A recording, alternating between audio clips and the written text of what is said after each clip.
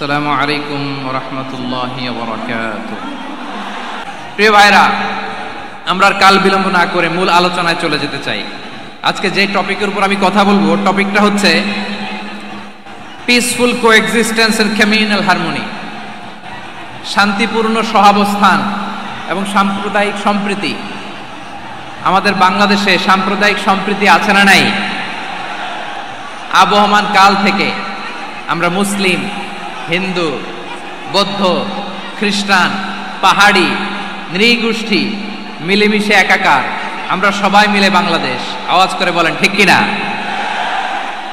আমাদের পারস্পরিক সম্প্রীতি, ভালোবাসা, সৌহার্দ্যপূর্ণ আচরণ, বোঝাপড়া, এটা বেশ মজবুত, বেশ মজবুত। তবে মাঝে মাঝে আমাদের এই সম্প্রীতির ভেতরে অনেকে ফাটল ধরাতে চায়। আমরা যে সুখে আছি, শান্তিতে আছি, এটা অনেকের ভালো লাগে না, ঠিক কিনা বলেন? আমাদের মধ্যে সাম্প্রদায়িক সম্প্রীতি, সৌহার্দ্যপূর্ণ আচরণ, ভালোবাসা, এটা আবহমান কাল ধরে আছে। তার প্রমাণ, আমরা তাফসিরুল মাহফিলের আয়োজন করলে আমাদের হিন্দু ভাইরা ডিস্টার্ব করে না, ঠিক কিনা? এবং আমি যদি বলি হাত তোলেন, হিন্দু ধর্মের কারা কারা এসেছেন, কত শত কত হাজার যে হাত উঠবে, আপনি অবাক হয়ে যাবেন। আমি চাচ্ছি না হাত উঠাতে। খুলনাতে সর্বশেষ যে আমি প্রোগ্রাম করে গেলাম, সেখানে কয়েকশো হিন্দু ভাই আসছে আমাদের আলোচনা শুনতে, আলহামদুলিল্লাহ। অনেক বৌদ্ধরা আসে, অনেক খ্রিস্টানরা আসে।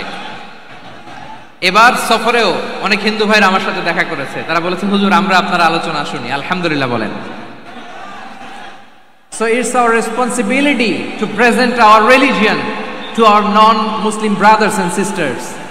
আমাদের অমুসলিম ভাই বোনদের কাছে ইসলামের সৌন্দর্য তুলে ধরা, এটা আমাদের দায়িত্ব। We all are the ambassador of Islam. আমরা প্রত্যেকে দায়িত্বশীল, আমরা প্রত্যেকে এক একজন ইসলামের অ্যাম্বাসেডর, আলহামদুলিল্লাহ বলেন।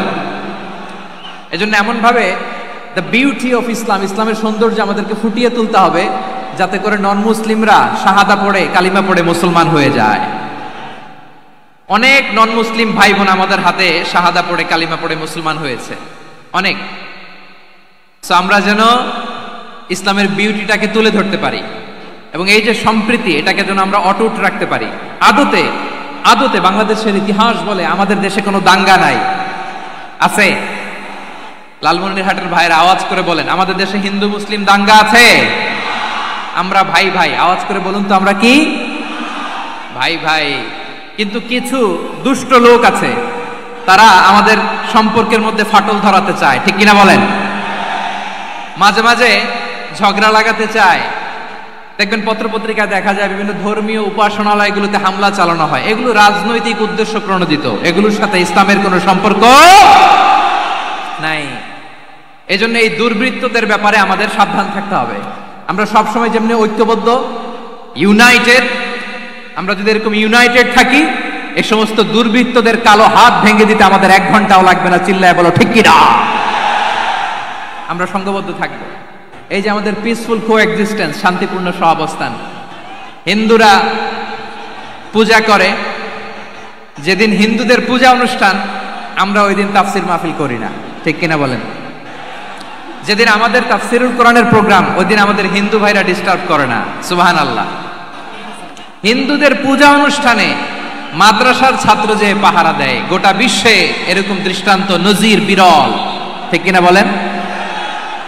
আইন শৃঙ্খলা বাহিনীর পাশাপাশি মাদ্রাসার ছাত্ররা যে সেখানে পাহারা দেয়, গোটা পৃথিবীতে এই দৃষ্টান্ত আপনি পাবেন না। মাদ্রাসার ছাত্ররা, তারা তো কোরআনের ধারক, তারা হাদিসের ধারক, তারা কেন মন্দির পাহারা দিবে? এই সম্প্রীতিকে ধরে রাখার জন্য, এই সৌহার্দ্যকে ধরে রাখার জন্য, আমাদের পারস্পরিক ভালোবাসাকে অটুট রাখার জন্য। আওয়াজ করে বলতে হবে ঠিক কিনা? এখন বলেন, আমাদের এই ভালোবাসা অটুট থাক, আমরা চাই কি চাই না? আমরা হিন্দু মুসলিম মিলেমিশে শান্তিপূর্ণ সহাবস্থান, সাম্প্রদায়িক সম্প্রীতি। লালমনিরহাটের ভাইয়ের আওয়াজ করে বলুন, এই সাম্প্রদায়িক সম্প্রীতি আমরা চাই কি চাই না? আল্লাহ এই দেশকে তুমি বরকতময় করো, বাংলাদেশকে তুমি শান্তিময় করো। আওয়াজ করে সবাই বলেন আমিন। এই জায়গাটাতে সামান্য একটু আওয়াজ হচ্ছিল, এটাও থেমে গেছে, আলহামদুলিল্লাহ আলহামদুলিল্লাহ। এখন একেবারে everything is in my control. মাশাআল্লাহ, ঠিক আছে, আমি মূল আলোচনায় যাই। প্রিয় ভাইরা, আমি বলেছিলাম আমার আলোচনার বিষয় হচ্ছে শান্তিপূর্ণ সহাবস্থান, সাম্প্রদায়িক সম্প্রীতি। আমরা দেখব ইসলাম আমাদেরকে কি কি দিক নির্দেশনা দেয়। শান্ত হইতে হবে, খরগোশের কানের মতো কান দুটো আমার দিকে করে রাখেন। আমি এখনো উঠে যাব, হাত নাড়ায় লাভ নাই, আমি উঠে যাব। তাকায় থাকো আর কান খাড়া, আওয়াজ হবে না। হ্যাঁ, মাশাআল্লাহ মাশাআল্লাহ, ঠিক আছে। আমরা দেখবো যে রাসূল সাল্লাল্লাহু আলাইহি ওয়াসাল্লাম এই পিসফুল কোএক্সিস্টেন্সের জন্য আমাদের কি শিখিয়েছেন, কি কি গাইডলাইন দিয়েছেন। আমরা 1 2 3 4 করে এগুলো আপনাদের সাথে শেয়ার করব। আমি আপনাদের খেদমতে সূরাতুল আনআমের 108 নম্বর আয়াত তেলাওয়াত করেছি। এখানে আল্লাহ রাব্বুল ইজ্জা ওয়াল জালাল তিনি ইরশাদ করছেন, ওয়ালা তাসুব্বুল্লাযীনা ইয়াদউনা মিন দুনিল্লাহি ফায়াসুব্বুল্লাহা আদওয়ান বিগাইরি ইলম কাযালিকা যায়্যান্না লিকুল্লি উম্মাতিন আমালাহুম থুম্মা ইলা রাব্বিহিম মারজিউহুম ফায়ুনাব্বিউহুম বিমা কানু ইয়ামালুন। রব্বুল আলামিন বলেন, গোলাম ও আমার ইমানদার বান্দারা শোনো শোনো, ও আমার বিশ্বাসী বান্দারা শোনো শোনো, লা তাসুব্বুল্লাযীনা ইয়াদউনা মিন দুনিল্লাহ ফায়াসুব্বুল্লাহা আদওয়াম বিগাইরি ইলম। ও আমার বিশ্বাসী বান্দারা, যারা আল্লাহকে ব্যতি রেখে, আল্লাহকে বাদ দিয়ে অন্য উপাস্যকে ডাকে, দেবীর পূজা করে, দেবতাদের পূজা করে, তোমরা খবরদার তাদের গালি দিও না। আওয়াজ করে বলেন, কি দিও না? আল্লাহ বলেন, ও বিশ্বাসীরা শোনো, যারা আল্লাহকে বেছে রেখে দেব দেবীর পূজা করে, অন্য উপাস্যের পূজা করে, তাদেরকে ডাকে, ওই দেবতাদেরকে তোমরা গালি দিও না।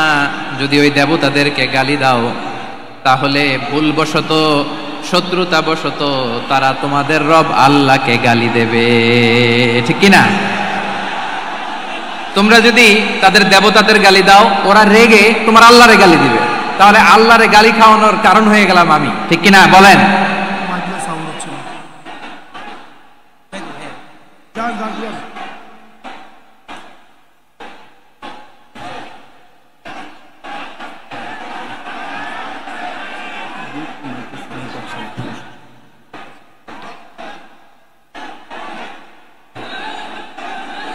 সম্মানিত ভাইয়েরা, এত বিশাল প্রোগ্রাম, মাইকের একটা সেটআপ থাকে, তারগুলো অনেক সময় নড়ে যায়, ধাক্কা ধাক্কিতে ডিসপ্লেস হয়, একটু ঝামেলা হবে।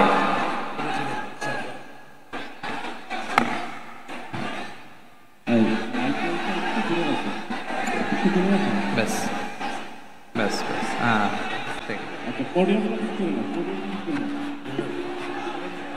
ঠিক আছে। একটু একটু সমস্যা হবে মাঝে মাঝে, আপনারা শান্ত থাকলে, শান্ত থাকতে হবে। এইভাবে সাউন্ড নাই, এই নাই, এই বলতে বলতে আমার সময়ও নাই, উঠে যেতে হবে। এগুলো বোকামি। এই বিভাগীয় প্রোগ্রামগুলোতে যাই, চিৎকার চেঁচামেচি করে তোমরা আসো, সময় শেষ, আমাকে উঠে যেতে হয়। আমরা তো বঞ্চিত হলাম, গুরুত্বপূর্ণ অনেক কথা শোনাবো তোমাদের, অনেক। প্রিয় ভাইরা, আপনারা শান্ত হয়ে বসুন, শান্ত হয়ে। রব্বুল আলামিন বলেন, খবরদার বিশ্বাসীরা, আল্লাহ ছাড়া যারা অন্যান্য উপাস্যদেরকে ডাকে, দেবতাদেরকে ডাকে, তাদেরকে তোমরা গালি দিও না। ওই সমস্ত দেবতাদেরকে যদি তোমরা গালি দাও তাহলে তারা আল্লাহকে গালি দিবে, ঠিক কিনা বলেন? আমরা দেবতাদের গালি দিলে ওরা আল্লাহকে গালি দিবে। রব্বুল আলামিন বলেন, খবরদার দেবতাদেরকে গালি দিও না, তাহলে ওরা তোমার রব আল্লাহরে গালি দেবে। প্রতিটি জাতির জন্য তাদের কাজকে আমি আল্লাহ সুশোভিত করে রেখেছি, তারা সবাই একদিন আমার কাছেই ফিরে আসবে। এরপর আমি রব্বুল আলামিন তাদের আমলনামা তাদেরকে জানিয়ে দেব। সুবহানাল্লাহ পড়ে। প্রিয় ভাইরা, আল্লাহ তাআলা বলেছেন, খবরদার গালি দিও না। আদেশটা কার? আওয়াজ করে বলেন তো। হিন্দুদের দেবতা দেবদেবীদেরকে গালি দেওয়া যাবে না। আওয়াজ করে বলুন প্রিয় ভাইরা, এই আদেশটা কার? এই আপনাদের গলার আওয়াজ। অন্য ধর্মের দেবতাদেরকে যে গালি দেয়া যাবে না, এই আদেশটা কার? আরো জোরে বলুন, কার? গালি দিবেন কোন দেবতাকে? দিবেন? যদি দেন তাহলে ওরা আল্লাহরে গালি দিবে, তাহলে আল্লাহরে গালি খাওয়াইলো কে? আপনি, ঠিক কিনা বলেন? আমি আল্লাহকে গালি খাওয়ানোর কারণ হলাম, কারণ আমি যদি গালি না দিতাম ওরা আমার রবকে গালি দিত না। আওয়াজ করে বলেন ঠিক কিনা? তাহলে প্রিয় ভাইয়েরা, ইসলাম আমাদেরকে শিখায়, সূরাতুল আনআমের 108 নম্বর আয়াত থেকে আমরা বুঝলাম কোন ধর্মকে ছোট করা যাবে না। অন্য ধর্মকে ছোট করা মানে ইসলামকে ছোট করা। অন্য ধর্মের দেবতাকে গালি দেওয়া মানে আল্লাহকে গালি খাওয়ানো। আওয়াজ করে বলেন ঠিক কিনা? খবরদার, এটা করা যাবে না। আর অন্য ধর্মের দেবতাকে যদি আপনি গালি দেন, ওরা ইসলাম থেকে দূরে সরে যাবে। যাও ইসলামের প্রতি আকৃষ্ট হয়েছিল আর কোনোদিন ইসলামের ধারে কাছে আসবে না। আওয়াজ করে বলেন ঠিক কিনা? এজন্য কখনো কোনোদিন অন্য ধর্মের দেবতাদেরকে গালি দেয়া যাবে না। অন্য ধর্মের কোনো দেবতাদেরকে আমরা গালি দিব না, গালি দিব না, বরং ইসলামের beauty, the beauty of Islam, ইসলামের সৌন্দর্যকে আমরা তুলে ধরবো। আমরা যদি বিশ্বনবী সাল্লাল্লাহু আলাইহি ওয়াসাল্লামের জীবনের দিকে তাকাই, তাহলে আমি দেখব বিষ্ণু ইসলাম মক্কাতে কিংবা মদিনাতে অন্য ধর্মের লোকদের সাথে খুব পিসফুলি লাইফ লিড করেছেন। হোক মুশরিক, হোক খ্রিস্টান, হোক ইহুদি, বিশ্বনবী সবার সাথে মিলেমিশে ছিলেন। আলহামদুলিল্লাহ বলেন। ইসলাম হচ্ছে পিসফুল রিলিজিয়ান। অন্য ধর্মের প্রতি সহনশীলতার সবক ইসলাম আমাদেরকে দেয়। কিন্তু প্রতিটি মুসলিমের এটা মনে রাখতে হবে, আল্লাহর কাছে পছন্দনীয় গ্রহণযোগ্য ধর্ম, জীবনাদর্শ একটি, সেটা হচ্ছে ইসলাম। আওয়াজ করে বলেন সেটা কি? লালমনিরহাটের ভাইয়েরা আওয়াজ করে বলুন, আল্লাহর কাছে মনোনীত ধর্ম একটি, সেটা কি? এজন্য রব্বুল আলামিন বলেন, ইন্নাদ-দীনা ইনদাল্লাহিল ইসলাম, আল্লাহর কাছে মনোনীত গ্রহণযোগ্য অ্যাকসেপ্টেড ধর্ম মতাদর্শ একটা, সেটা হলো ইসলাম। ইসলাম ছাড়া অন্য কোনো ধর্ম যদি কেউ তালাশ করে, তার ওই ধর্ম আল্লাহ গ্রহণ করবে না। ওমাই ইয়াবতাগি গায়রাল ইসলামি দীনান ফালাই ইউকবালা মিন ওয়া হুয়া ফিল আখিরাতি মিনাল খাসিরিন।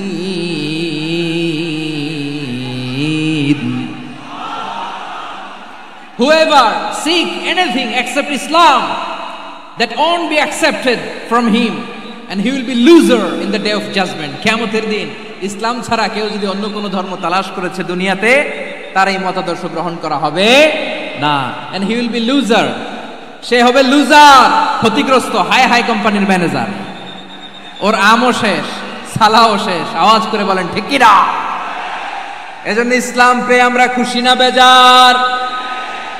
প্রত্যেক নামাজ শেষে আমরা আল্লাহরে বলি, আল্লাহ রাদিতু বিল্লাহি রাব্বা ওয়া বিল ইসলামি দীনা ওয়া বি মুহাম্মাদিন নাবিয়ান ওয়া রাসূলা।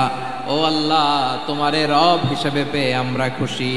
ও আল্লাহ, ইসলামকে ধর্ম হিসেবে পেয়ে আমরা খুশি। বিশ্বনবীকে আমাদের রাসূল পেয়ে আমরা খুশি। ঠিক কিনা বলেন? ইসলাম ছাড়া অন্য কোনো ধর্ম আমরা গ্রহণ করব না। ঠিক কিনা বলেন? আল্লাহর কাছে অ্যাকসেপ্টেড রিলিজিয়ান একটা, সেটা ইসলাম।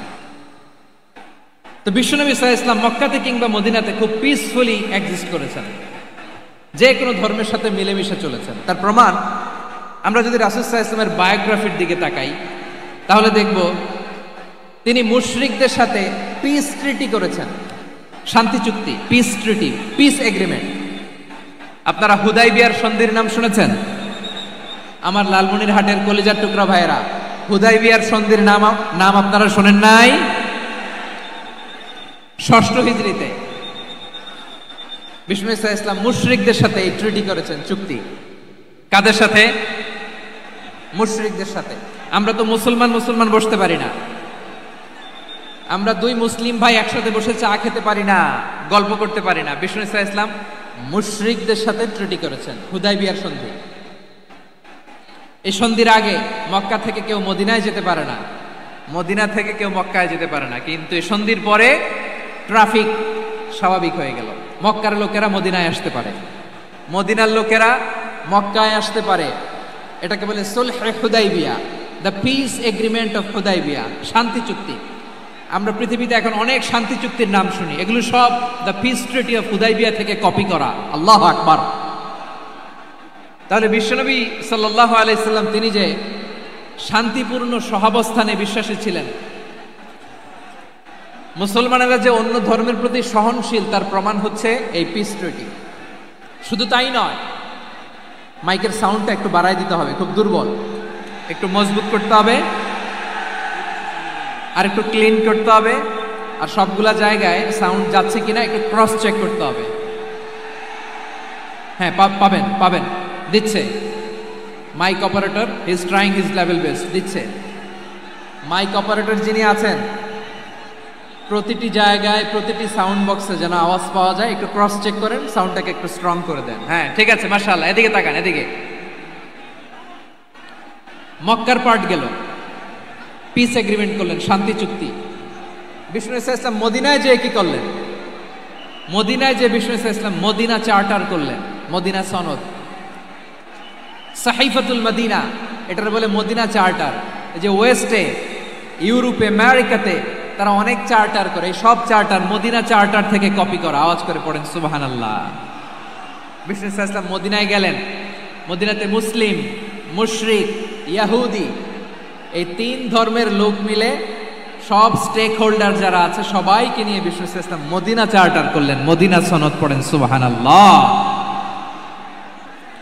শুধু তাই নয়, মক্কাতে বিশ্বনবী পিস এগ্রিমেন্ট করলেন, শান্তি চুক্তি মুশরিকদের সাথে।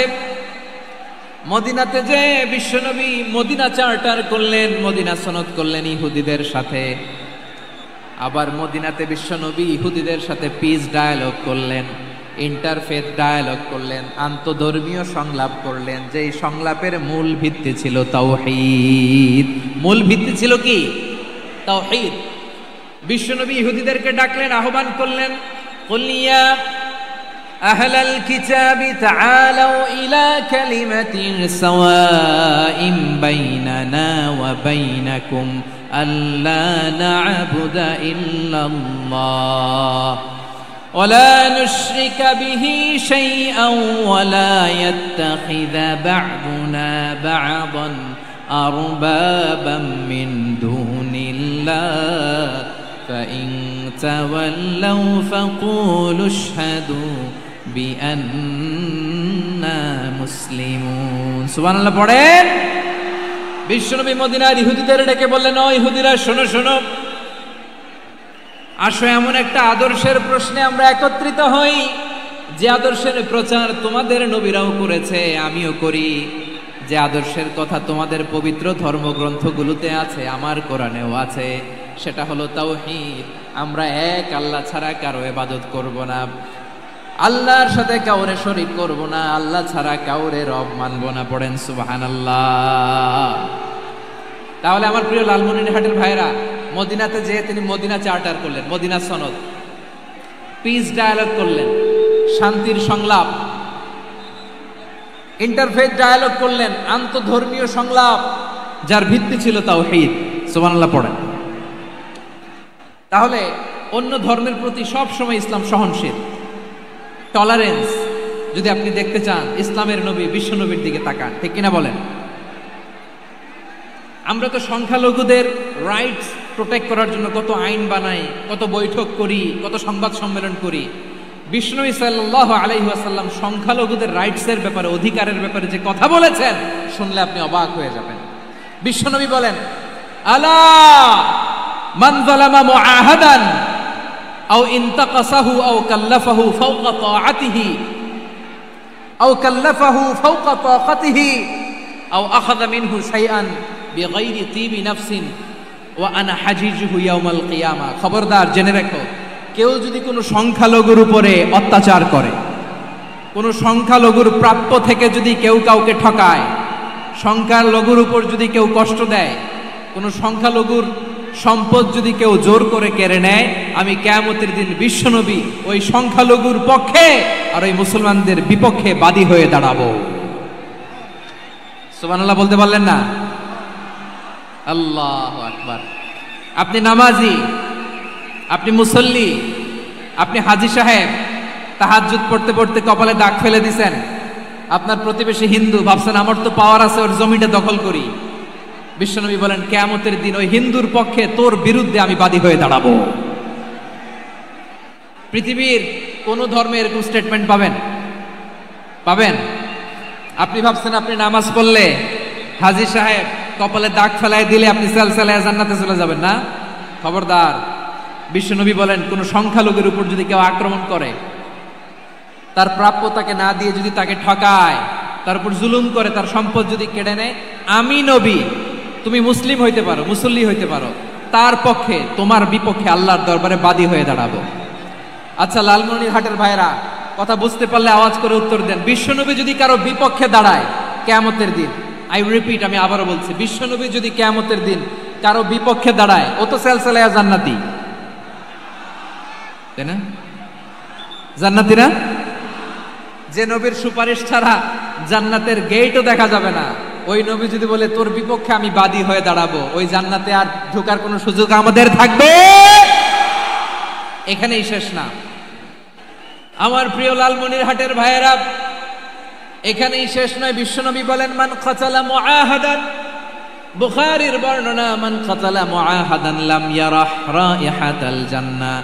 কেউ যদি, কোনো মুসলিম যদি অন্যায়ভাবে কোনো সংখ্যালঘুকে হত্যা করে, কোনো হিন্দুকে হত্যা করে, কোনো বৌদ্ধরে হত্যা করে, অন্যায়ভাবে কোনো মুসলিম যদি কোনো সংখ্যালঘুরে হত্যা করে, জান্নাতে যাওয়া তো দূরের কথা, ওই মুসলিম জান্নাতের ঘ্রাণও পাবে না।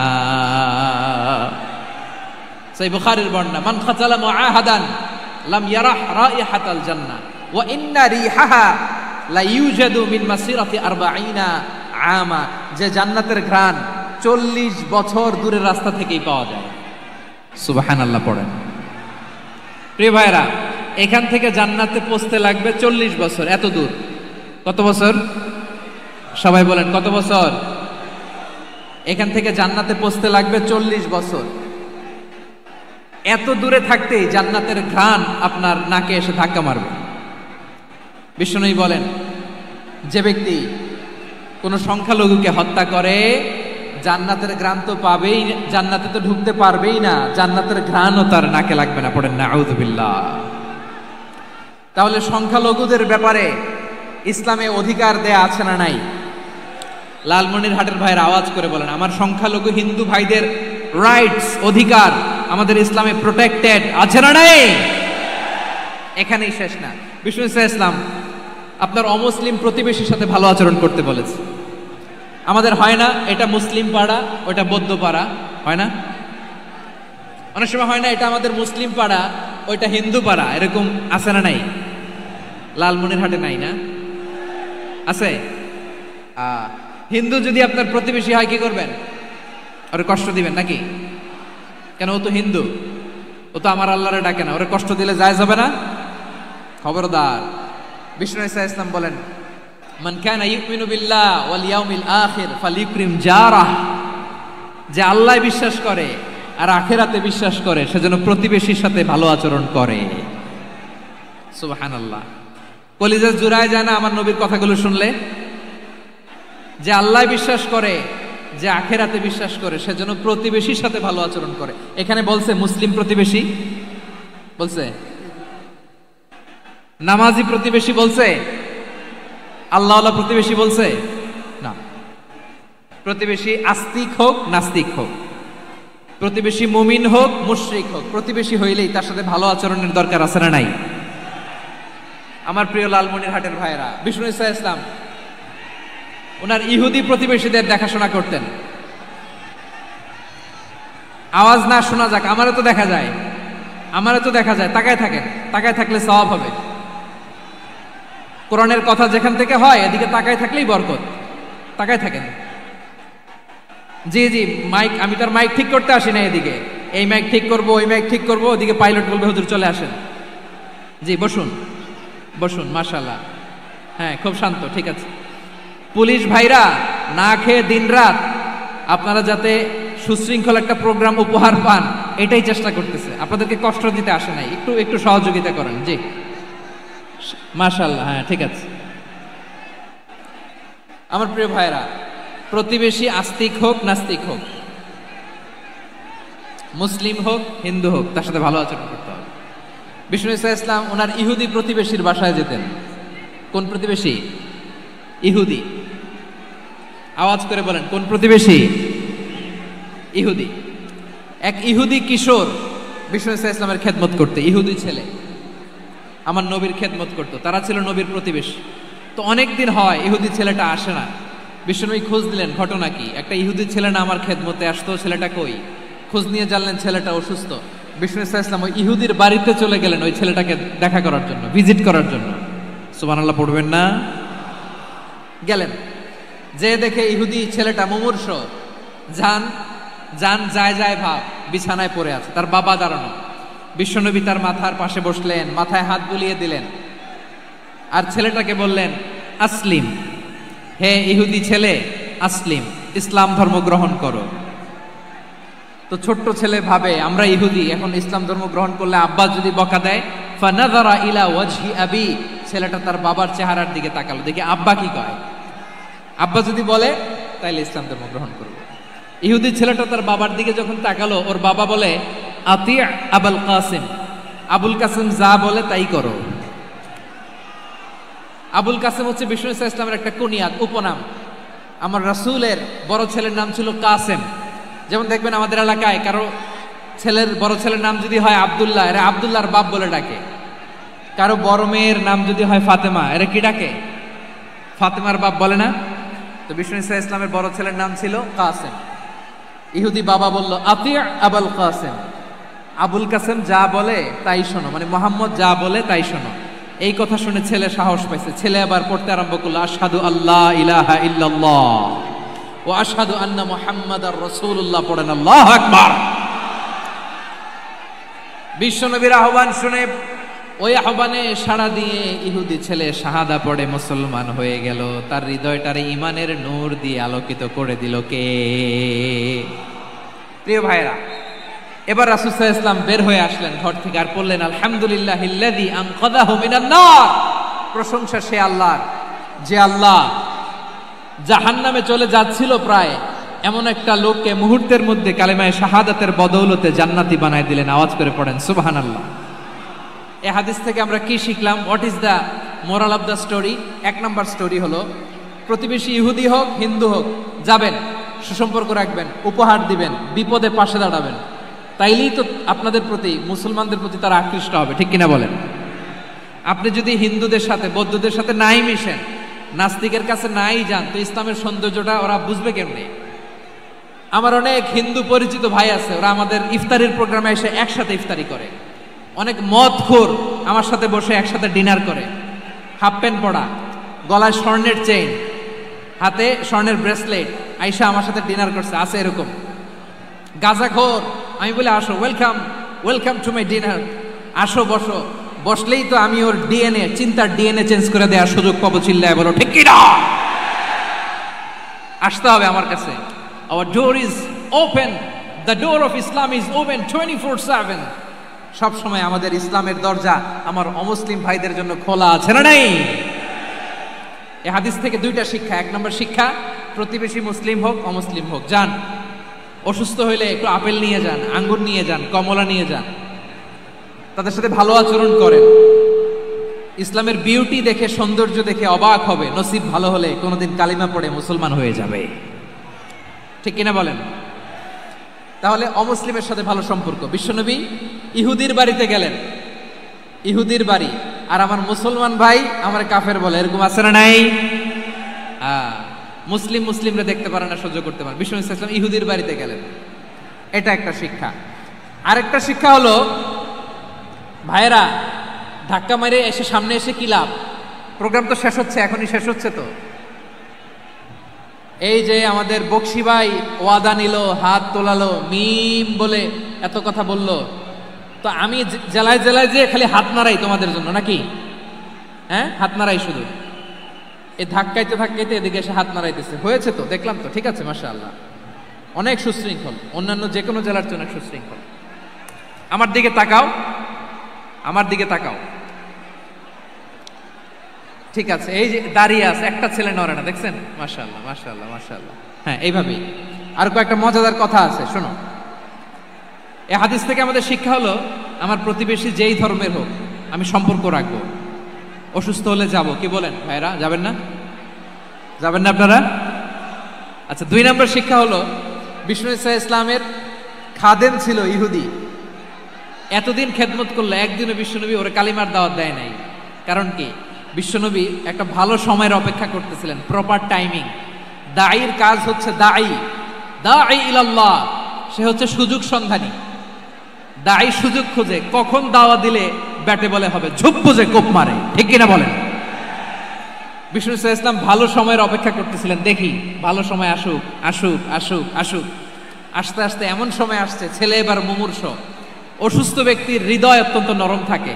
হসপিটালে যখন কেউ যায় তার হৃদয়টা বড্ড নরম থাকে, মৃত্যুর ভয়ে তার অন্তরটা নরম থাকে, ঠিক কিনা বলেন? এই প্রপার টাইমিং এর অপেক্ষা করতেছিলেন। যখনই টাইমিং পেয়েছেন দাওয়াত দিলেন, পড়ো লা ইলাহা ইল্লাল্লাহ, সুবহানাল্লাহ পড়েন সবাই।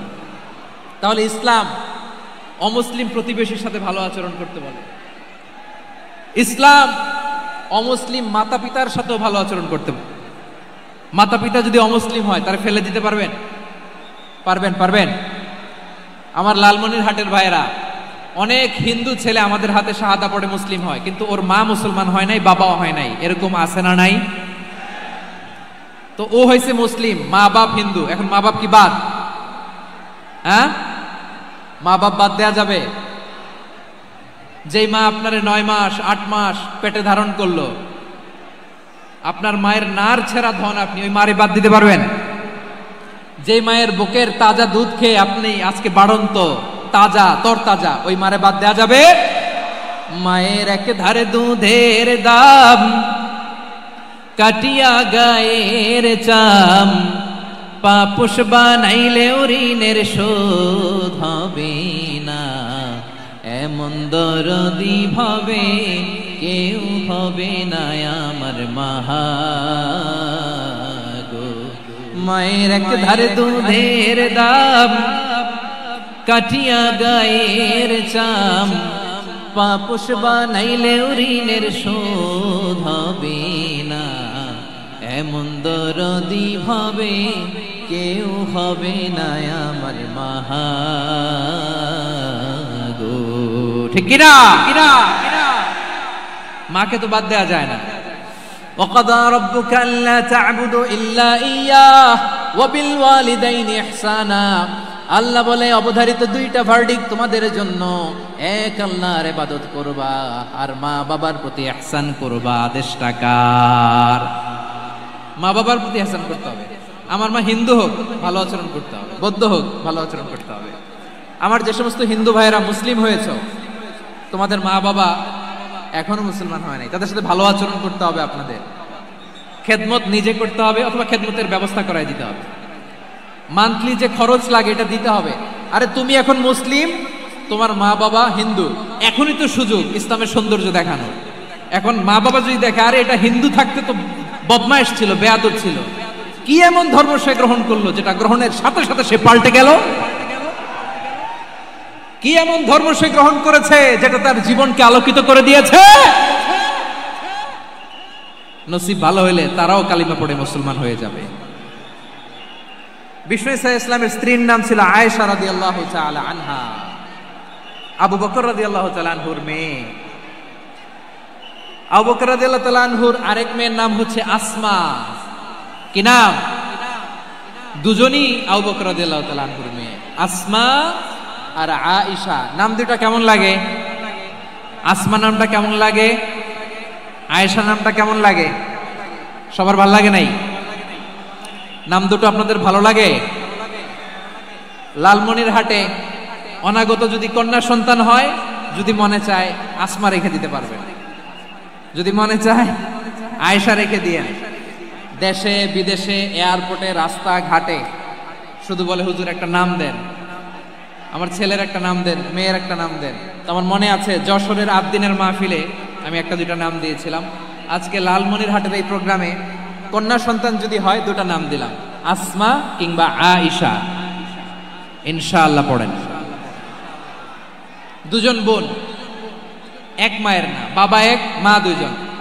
আয়েশা রাদিয়াল্লাহু তাআলা আনহার মায়ের নাম উম্মে রুমান, আর আসমা রাদিয়াল্লাহু তাআলা আনহার মায়ের নাম কুতাইলা বিনতে আব্দুল উজ্জা। আবু বকর রাদিয়াল্লাহু তাআলা আনহু 4টা বিয়ে করেছিলেন। তো একই ঘটনা ঘটেছে এই ফ্যামিলিতে। আসমা ইসলাম ধর্ম গ্রহণ করে মুসলিমা, কিন্তু তার মা কোতাইলা মুশরিকা। আই রিপিট, বোঝার জন্য আমি আবারও বলি, আসমা রাদিয়াল্লাহু তাআলা আনহা মুসলিমা, আর আসমার মা কোতাইলা, আওয়াজ করে বুঝে থাকলে বলেন, আসমার মা মুশরিকা। তার মানে মেয়ে মুসলিম, মা অমুসলিম, ভেজাল আছে না নাই? কিন্তু কোতাইলা আর ধৈর্য ধারণ করতে পারে না। নার ছেড়া ধন, কলিজার টুকরা ধন, কলিজার টুকরা সন্তান আসমারে দেখতে বড্ড মন চায়। সাইয়েদনা আসমা রাদিয়াল্লাহু তাআলা আনহা মক্কা থেকে হিজরত করে মদিনায় চলে গেলেন। হুদাইবিয়ার পর যখন মক্কা মদিনার ট্রাফিক স্বাভাবিক হলো, মক্কার লোক মদিনায় যায়, মদিনার লোক মক্কায় আসে। কোচাইলা কলিজার টুকরা সন্তান আসমারে দেখার জন্য কিছু উপহার নিয়ে বিশাল মরুপথ পাড়ি দিয়ে মক্কা থেকে মদিনায় যায়। সুবহানাল্লাহ বলেন। এখন মা আসছে মেয়ের সাথে দেখা করতে, মেয়ে তো আর দেখা দেয় না। মেয়ে ভাবছে আমার মা তো মুশরিকা, অপবিত্রা, তার সাথে কি দেখা দেয়া যাবে? বিশ্বনবীর দরবারে চলে গেলেন। সুবহানাল্লাহ বলেন। কি সৌভাগ্যবান ছিল তারা, মাসলা জানার দরকার হলেই নবীর দরবারে চলে যেত। ঘরে বউয়ের সাথে ঝগড়া হলে নবীর দরবারে চলে যেত। অনেক সাহাবী বলে আমার পেটে ক্ষুধা লাগলো আমি নবীর কাছে চলে যেতাম, কারণ নবীর চেহারার দিকে তাকালেই আমার পেটের ক্ষুধা মিটে যেত। সাইয়েদনা আসমা রাদিয়াল্লাহু তাআলা আনহা বিশ্বনবীর কাছে চলে গেলেন, যে বললেন ইয়া রাসূলুল্লাহ ইয়া হাবিবাল্লাহ ইন্না উম্মি কাদিমাতুন ইলাইয়া ওয়া হিয়া রাগিবা। আমার মা মক্কা থেকে অনেক দূর মরুর পথ পাড়ি দিয়ে উপহার সামগ্রী নিয়ে মদিনায় আমার সাথে দেখা করতে এসেছে গো নবী। আমার জানতে বড্ড ইচ্ছে হয় আমি আমার মুশরিকা মায়ের সাথে একটু দেখা করতে পারবো কিনা। আফা আসিলুহা, আগে যেমনি আমি আমার মায়ের সাথে ভালো আচরণ করতাম, যেমনি আমি আমার মায়ের সাথে সদাচরণ করতাম গো নবী, এখন আমি মুসলিমা মা মুশরিকা, এখনো কি আগের মতো সদাচরণ করতে পারবো নাকি? বিশ্বনবী বললেন নাম সিলিহা, হ্যাঁ রে আসমা, অবশ্যই অবশ্যই, আগে ঠিক যেমন তুমি তোমার মায়ের সাথে ভালো আচরণ করতে, এখনো তেমনি আগের মতো ভালো আচরণ করবা। আওয়াজ করে পড়েন সুবহানাল্লাহ। কি ইসলাম আমরা পেয়েছি! কত ব্রড মাইন্ডেড আমাদের ইসলাম, কত ওপেন মাইন্ডেড ইসলাম, কত ওপেন আপ করতে পারে, চিন্তা করতে পারেন। বিষ্ণু বললেন হ্যাঁ অবশ্যই, নাম সুলিহা, আগে যেমনি ভালো আচরণ করছো আসমা, এখন ওই রকমই করো, পারলে আরো বাড়াই করো। সুবহানাল্লাহ বলেন। তাহলে আমার যে হিন্দু ভাইরা, হিন্দু বোনেরা, ইমানের বদৌলতে দৌলতে আপনি ধন্য হয়েছেন, আপনার আম্মা আব্বা এখনো মুসলমান হয় নাই, তাদের জন্য দোয়া করেন, তাদের জন্য দোয়া করেন, আল্লাহ যেন তাদেরকেও ইমানের দৌলত দান করে। আমরা সবাই পড়ি আমিন, আরো জোরে পড়েন আমিন। এখন বলেন, ইসলাম কি ন্যারো মাইন্ডেড রিলিজিয়ান না ব্রড মাইন্ডেড? লালমনিরহাটের যুবক ভাইরা আওয়াজ করো, ইসলাম কি ন্যারো মাইন্ডেড না ব্রড মাইন্ডেড? কতটা ব্রড মাইন্ডেড দেখেন। বিশ্বনবী সাল্লাল্লাহু আলাইহি সাল্লাম অমুসলিমরা যদি নবীকে উপহার দিত, ওই উপহারও বিশ্বনবী গ্রহণ করতেন। সুবহানাল্লাহ পড়েন। আপনার অমুসলিম বন্ধু যদি উপহার দেয় সেটাও আপনি নিতে পারবেন, যেটা নেওয়া জায়েজ। কিন্তু আপনার বন্ধু যদি আপনার মদের বোতল দেয়, নিতে পারবেন? হ্যাঁ, মদের বোতল দিলে পারবেন না। আপনার বন্ধু যদি আপনার পর্ক দেয়, পর্ক, শুকরের গোশত মিশ্রিত কোনো খাবার, ওটা নিতে পারবেন না। হালাল যে কোনো জিনিস নিতে পারবেন। বিশ্বনবী সাল্লাল্লাহু আলাইহি ওয়াসাল্লাম অমুসলিমদের দেয়া হাদিয়া গ্রহণ করতেন। কেমন নবী ছিলেন! আমার নবীরে চিনে নেন, আমার নবীর অ্যাটিটিউড জেনে নেন। বিশ্বনবী সাল্লাল্লাহু আলাইহি ওয়াসাল্লাম যখন কোনো জনপদে যেতেন, 3টা অপশন নিয়ে যেতেন। প্রিয় ভাইয়ের আওয়াজ করে বলতে হবে, কোন জনপদে গেলে আমার নবীর অপশন থাকতো কয়টা? আমার মতো 3 আঙ্গুল উঁচু করে দেখান আর বলুন, আমার নবী কোন জনপদে গেলে কয়টা অপশন নিয়ে যেতেন? 1 নাম্বার অপশন আসলিম তাসলাম। নতুন এলাকায় গেলে বলতেন আসলিম তাসলাম, ইসলাম ধর্ম গ্রহণ করো, শান্তিতে থাকবা, আমার ভাই হয়ে যাবে, আমরা ভাই ভাই। ইসলাম মানো, আমরা ভাই ভাই। অপশন নাম্বার কত? 1। যদি বলে না ইসলাম মানবো না, ওকে, অপশন নাম্বার 2, মুসলিম হওয়ার দরকার নাই, লা ইকরাহা ফিদ্দিন, ইসলামে কোনো বাড়াবাড়ি নাই। খ্রিস্টান আছো থাকো, বৌদ্ধ আছো থাকো, ইহুদি থাকতে চাও থাকো, কিন্তু আমরা যেহেতু রিজিওনাল সুপার পাওয়ার, আমাদের আন্ডারে থাকো, ট্যাক্স দিয়া থাকো, এটার বলে জিজিয়া। আলেম যারা আছেন বুঝবেন এটার আরবিতে কি বলে, জিজিয়া। You pay us the tax, we will give you the security. তোমরা ট্যাক্স দিবা, আমরা সিকিউরিটি দিব, আমাদের আওতায় থাকবা, কেউ তোমাদেরকে আক্রমণ করতে পারবে না, আমরা নিরাপত্তা দিব। সুবহানাল্লাহ বলেন। এটা অপশন নাম্বার কত? আচ্ছা বুঝে থাকলে বলেন, 1 নাম্বার অপশন কি ছিল? ইসলাম।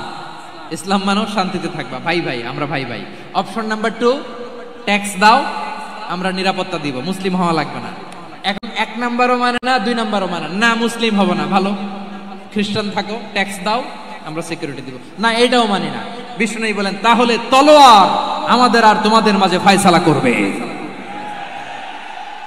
মুসলিমও হব না, ট্যাক্স দিবা, নিরাপত্তা দিব, আমরা সুপার পাওয়ার, আমাদের আন্ডারে থাকবে, এইটাও না। তাহলে তোমাদেরকে তো আমরা বিশ্বাস করতে পারি না, কখন না কখন বিশ্বাসঘাতকতা করো, কার সাথে মিলে হাত মিলাও, তলোয়ার আমাদের মাঝে ফয়সালা করবে। তখন তিনি জেহাদের সশস্ত্র সংগ্রামের ঘোষণা দিতেন। সুবহানাল্লাহ পড়েন। দেখেন পশ্চিমারা জেহাদকে এইভাবে চিত্রায়িত করে না, ওরা জেহাদ বলতে বোঝায় তলোয়ার, হাত কাটো, গলা কাটো না। জেহাদ সশস্ত্র সংগ্রাম 3 নম্বরে। অধিকাংশ ক্ষেত্রেই বিশ্বনবীর সুন্দর আচরণ দেখে, আরে আমার নবীর যে নুরানি চেহারা, অনেকে তো কেবল সিরেফ চেহারাটা দেখেই কালিমা পড়ে মুসলমান হয়ে গিয়েছে। যারা মুসলিম হয় নাই তারা তাদের ইসলামেই বলবৎ ছিল, ট্যাক্স দিয়ে ইসলামের আন্ডারে ছিল।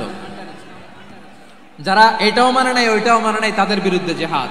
বিষ্ণু ইসলাম 7ম হিজরিতে যখন খায়বার বিজয়ের পরে ইসলাম রিজিওনাল সুপার পাওয়ার হিসেবে আত্মপ্রকাশ করলো, বিশ্বনবী চিঠি লিখলেন অন্যান্য সুপার পাওয়ারের কাছে, রাষ্ট্রীয় চিঠি লেখে এক রাষ্ট্রপ্রধান আরেক রাষ্ট্রপ্রধানের কাছে, ঠিক কিনা বলেন? জানেন না আপনারা? এই যে 24-এর ছাত্র নাগরিক অভ্যুত্থানে, এই অভ্যুত্থান যখন শুরু হয়, আমি তখন সাউথ আফ্রিকাতে, একটা স্ট্যাটাস দিয়েছিলাম, কোটা নয় গোটা দেশ সংস্কার করা লাগবে।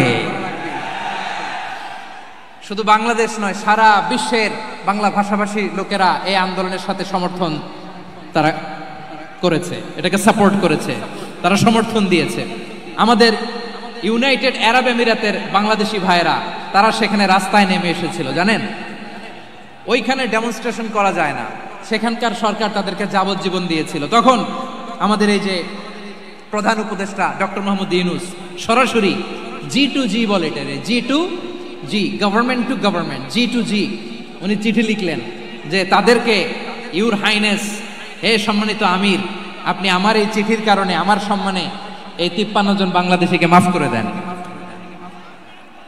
এই চিঠির বদৌলতে বেকসুর খালাস পেয়ে গিয়েছিল আমাদের ভাইরা, জানেন না এই ঘটনা আপনারা? তাহলে গভর্নমেন্ট টু গভর্নমেন্ট চিঠি দেওয়া হয়। 7ম হিজরিতে বিষ্ণু ইসলাম সব সুপার পাওয়ারের কাছে চিঠি দিলেন, রোমান সম্রাটের কাছে, পারস্য অধিপতির কাছে, মিশরের অধিপতির কাছে, সবার কাছে চিঠি লিখলেন। চিঠির ভাষা ছিল এরকম, মিন মুহাম্মাদিন রাসূলিল্লাহ ইলা মুকাওকিস আযীমিল কিবত, মুহাম্মদ রাসূলুল্লাহর পক্ষ থেকে মিশরের বাদশার কাছে, আসলিম তাসলাম, ইসলাম মানো শান্তিতে থাকবা, সালামুন আলা মান ইত্তাবাআল হুদা, শান্তি তার জন্য যে হেদায়েতের অনুসরণ করে। সুবহানাল্লাহ পড়েন। তো এই চিঠি অনেকে ভালোভাবে রিসিভ করেছে, অনেকে এই চিঠি পাওয়ার পরে নবীর কাছে আবার ইন রিটার্ন উপহার পাঠিয়েছে। কি পাঠিয়েছে? উপহার। মিশরের বাদশা মুকাওকিস তিনি বিশ্বনবীকে বিশাল এক উপহারের ডালি পাঠিয়েছেন। মিশরের বাদশা মুকাওকিস ছিলেন ধর্মে খ্রিস্টান। লালমনিরহাটের ভাইয়েরা আওয়াজ করে বলেন, মিশরের বাদশা ধর্মে কি ছিল? খ্রিস্টান। কি উপহার দিয়েছিল আমার নবীকে? শুনতে মনে চায়? আওয়াজ নাই লালমনিরহাটের গলায়, শুনতে মনে যায়? 1000 স্বর্ণমুদ্রা, 1000 স্বর্ণমুদ্রা। 2টা খ্রিস্টান দাসী, একজনের নাম মারিয়া বিনতে শামউন আল কিবতিয়া, আরেকজনের নাম সিরিন বিনতে শামউন আল কিবতিয়া। একজন খ্রিস্টান দাস 20 থান কাপড় জামা বানানোর জন্য, আমরা নবী যেন সেলাই করে জামা বানাতে পারে এজন্য 20 থান কাপড়, 20 থান ফাইন গার্মেন্ট। সুবহানাল্লাহ বলবেন না? এরপরে একটা গাধা যেটার নাম ছিল উফাইর, আর একটা খচ্চর, এটার নাম ছিল দুলদুল। খচ্চর চিনেন? গাধা আর ঘোড়ার ক্রসিং এ যে প্রাণীটা দুনিয়াতে আসে ওটার খচ্চর বলে। তো এই যে সুপার পাওয়ার, খ্রিস্টান বাদশার কাছে নবী চিঠি লিখলেন, ওই খ্রিস্টান বাদশাহ আমার নবীকে উপহার দিল, বিশ্বনবী এই উপহারগুলো সানন্দে গ্রহণ করেছে। সুবহানাল্লাহ পড়বেন না? তাহলে অমুসলিম কেউ যদি আপনাকে উপহার দেয়, হালাল উপহার হলে আপনি গ্রহণ করতে পারবেন। অনুরূপভাবে পারস্যের বাদশাহ, রোম সম্রাট বিশ্বনবীকে উপহার পাঠিয়েছেন, আমার নবী সবগুলো উপহার গিফট গ্রহণ করেছেন। সুবহানাল্লাহ বলেন। তাহলে প্রিয় লালমনিরহাট, আওয়াজ করে বলুন, ইসলাম কি ন্যারো মাইন্ডেড রিলিজিয়ন না ব্রড মাইন্ডেড? আম্মাজান আয়েশার কাছে মাসালা জানতে চায় মেয়েরা, হে আম্মাজান, অগ্নি উপাসকেরা তাদের ঈদের দিন নওরোজের সময় আমাদেরকে পাখি দেয়, নেওয়া যাবে? উনি বললেন, ওরা জবাই করে দিলে নেওয়া যাবে না, কিন্তু ওরা যদি ফলমূল এরকম খাবার দেয় এগুলো নেওয়া যাবে। তার মানে অমুসলিমদের দেয়া উপহার এটা গ্রহণ করা যায়। সুবহানাল্লাহ বলেন। শুধু তাই নয়, বিষ্ণু ঈসা ইসলাম অমুসলিমদের সাথে আর্থিক লেনদেনও করেছেন, ফিনান্সিয়াল ডিলিং করেছেন। অমুসলিমদের সাথে প্রয়োজনে আপনি ফিনান্সিয়াল ডিলিং করতে পারবেন। আমরা প্রায় দেখি বাজারের মিষ্টির দোকানগুলো আমার হিন্দু ভাইদের। লালমনিরহাটে মিষ্টির দোকান, দইয়ের দোকান কারা চালায়? হিন্দুরা চালায় না? তারপরে যে বারবার শপ, চুল কাটে যে নাপিত, অধিকাংশ নাপিতের দোকানে কারা? আমার হিন্দু ভাইরা। তা আপনি চুল কাটতে পারবেন কিনা বলেন? পারবেন। তার দোকান থেকে দই মিষ্টি কিনতে পারবেন কিনা? হ্যাঁ, আমার মুসলিম ভাইয়ের দোকান থাকলে ওইটারে আমি বেশি প্রায়োরিটি দিব, ঠিক কিনা? কিন্তু যদি তাদের সার্ভিস নিতে চান, প্রোডাক্ট নিতে চান, পারবেন। তার দলিল সহিহ বুখারী, আম্মা জান আয়েশা রাদিয়াল্লাহু তাআলা আনহা বলেন, ইশতারা রাসূলুল্লাহ সাল্লাল্লাহু আলাইহি ওয়াসাল্লাম মিন ইয়াহুদিয়িন তুআমান ওয়া রাহানাহু দিরআহু মিন হাদিদ। রাসূল সাল্লাল্লাহু আলাইহি ওয়াসাল্লাম এক ইহুদির কাছ থেকে, কার কাছ থেকে? সবাই বলে নাই, কার কাছ থেকে? আমার নবী, পেয়ারা নবী এক ইহুদির কাছ থেকে জব কিনেছিল, জব, বার্লি, যেটা দিয়ে রুটি বানায়। ওই জবের দাম দেওয়ার টাকা পয়সা নবীর কাছে ছিল না, ফলে নবী ওনার একটা পোশাককে মর্গেজ রেখেছিলেন, মর্গেজ, বন্ধক, যে এখন এটার দাম দিতে পারবো না, কয়েক কেজি বার্লি নিয়ে যাই আর বন্ধক হিসেবে আমার জামাটা রেখে গেলাম, যেদিন দাম দিব ওই দিন জামাটা ছুটায় নিয়ে যাব। সুবহানাল্লাহ পড়বেন না? বাকিতে নিছিলেন, বাকিতে। দিরআহু মিন হাদিদ, লোহার তৈরি বর্ম, মানে যুদ্ধের পোশাক, লোহা দিয়ে বানানো। বিশ্বনবী বললেন, কয়েক কেজি জব দাও, টাকাটা পরে দিব, এখন টাকা নাই, বন্ধক হিসেবে, মর্গেজ হিসেবে আমার জামা রেখে গেলাম, যখন টাকা দিব জামা ছুটায় নিব। আওয়াজ করে বলতে হবে সুবহানাল্লাহ। এ থেকে বোঝা গেল অমুসলিমদের সাথে ফিনান্সিয়াল ডিলিং করা যায়, অর্থনৈতিক লেনদেন করা যায়, কেনাবেচা করা যায়, প্রোডাক্ট কেনা যায়। এমনকি আমাদের মসজিদে নববীতে বারান্দায় আপনারা একটা অটোমেটিক ফ্লাইং আমব্রেলা দেখছেন? সূর্য যখন বাড়ে মসজিদে নববীর বারান্দায়, ইয়ার্ডের মধ্যে অটোমেটিক্যালি কিছু আমব্রেলা আছে, শাঁ করে খুলে যায়, আর সূর্যের তাপ লাগে না। আবার সন্ধ্যাবেলায় এই আমব্রেলাগুলো ওরা ক্লোজ করে ফেলে, দেখেন নাই না? দেখছেন? এই মসজিদে নববীকে সর্বোচ্চ উন্নত মানের কনস্ট্রাকশন ইনফ্রাস্ট্রাকচারে ডেভেলপ করার জন্য কর্তৃপক্ষ কিছু অমুসলিম ইঞ্জিনিয়ারের, ডিজাইনারের সহায়তা নিয়েছিল। সুবহানাল্লাহ বলেন। কোন দলিলের ভিত্তিতে? এই দলিলের ভিত্তিতে যে বিষ্ণু ঈসা ইসলাম অমুসলিমদের সাথেও লেনদেন করেছেন। আওয়াজ করে বলতে হবে আল্লাহু আকবার। শুধু তাই নয়, ইন কেস অফ ইমার্জেন্সি, প্রয়োজনে ইসলামের খাতিরে, ইসলামকে সামনের দিকে এগিয়ে নিয়ে যাওয়ার জন্য অমুসলিমদের সাপোর্ট নেওয়া জায়েজ আছে। সুবহানাল্লাহ বলেন। অমুসলিমদের সাপোর্ট নেয়া, তাদের থেকে অর্থ নেয়া, পলিটিক্যাল সাপোর্ট, পলিটিক্যাল অ্যাসাইলাম নেওয়া জায়েজ আছে। আমাদের অনেক বিশ্ববরেণ্য দায়ীরা আমেরিকায় অস্থায়ীভাবে অ্যাসাইলাম নিয়ে থাকে, নিজের দেশে গেলে ফাঁসিতে ঝুলাই দিবে। যুগ যুগ ধরে দায়ীদের উপরে এরকম অত্যাচার আর নির্যাতন আছে না নাই? মিশরের অনেক দায়ীরা পাশ্চাত্যে যেয়ে থাকে, এই যে তারা পলিটিক্যাল অ্যাসাইলাম নিয়ে থাকে, রাজনৈতিক আশ্রয়, এটা জায়েজ আছে না? এটা যে জায়েজ আছে তার প্রমাণ স্বয়ং বিশ্বনবী সাল্লাল্লাহু আলাইহি ওয়াসাল্লাম পলিটিক্যাল সাপোর্ট নিয়েছিলেন অমুসলিমদের কাছ থেকে। সুবহানাল্লাহ বলেন। খুব মজাদার একটা ঘটনা শুনবেন, আপনাদের আগ্রহ দেখে তো মনে হয় না শোনার ইচ্ছা আছে। আছে আছে, গলায় জোর আছে। লিল্লাহি তাকবীর, লিল্লাহি তাকবীর। নারায়ে তাকবীর। মাশাআল্লাহ।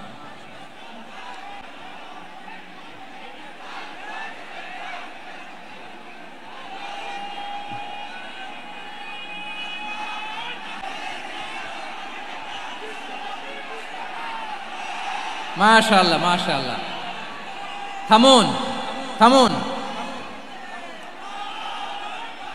আমার ভাইরা, বিশ্বনবীর বয়স তখন প্রায় 51 বছর। কত বছর? বিশ্বনবীর সবচেয়ে কাছের মানুষ খাদিজা রাদিয়াল্লাহু তাআলা আনহা ইন্তেকাল করেছেন। বিশ্বনবী বড্ড কষ্ট পেলেন, হৃদয়টা ভেঙে খান খান। যিনি ঘরের ভেতরে বিশ্বনবীকে সান্ত্বনা দিতেন, ভালোবাসা দিতেন, বাইরে গেলে কুরাইশরা বকাঝকা করে, অত্যাচার করে, কিন্তু আম্মাজান খাদিজা রাদিয়াল্লাহু তাআলা আনহা ঘরটারে এমন শান্তির নীড় বানায় রেখেছেন, এই ঘরের ভিতরে ঢুকলে বিশ্বনবীর কলিজাটা ঠান্ডা হয়ে যেত। এজন্য রব্বুল আলামিন বলেন, খাদিজা, ও আমার বান্দি খাদিজা, জান্নাতে এমন স্পেশাল একটা ঘর আমি তোমার জন্য রেডি করে রেখেছি। ওই ঘরের মধ্যে কোনো আওয়াজ নাই, ওই ঘরের মধ্যে কোনো নয়েজ নাই, ওই ঘরে কোনো বিশৃঙ্খলা নাই। কারণ মক্কার জমিনে আমার নবী কুরাইশদের বিশৃঙ্খলা, নয়েজ আর ঝামেলাগুলোকে উপেক্ষা করে যখন তোমার ঘরের ভেতরে ঢুকতো, ঘরটারে তুমি শান্তির নীড়, ঠান্ডা, নীরব, নিস্তব্ধ, নিঝুম আর শান্তির নীড় বানিয়ে রেখেছো। এজন্য জান্নাতে স্পেশাল একটা শান্তির নীড় আমি তোমারে উপহার দেব। ওই প্রিয়তমা স্ত্রী খাদিজা ইন্তেকাল করলেন, বিশ্বনবীর হৃদয় ভেঙে খান খান। আবার ওনার চাচা আবু তালেব ইন্তেকাল করলেন, যিনি পলিটিক্যাল শেল্টার দিতেন নবীকে। কে দিতেন?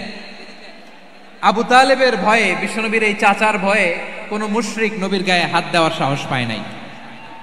এখন স্ত্রীও নাই, চাচাও নাই, নবীকে আশ্রয় দেওয়ার কেউ নাই, নবীর চারদিকে অন্ধকার। নবী এখন কই যাবেন? আমার পেয়ারা নবী নতুন স্টেশন খুঁজতেছেন, নতুন দাওয়াতি প্ল্যাটফর্ম খুঁজতেছেন।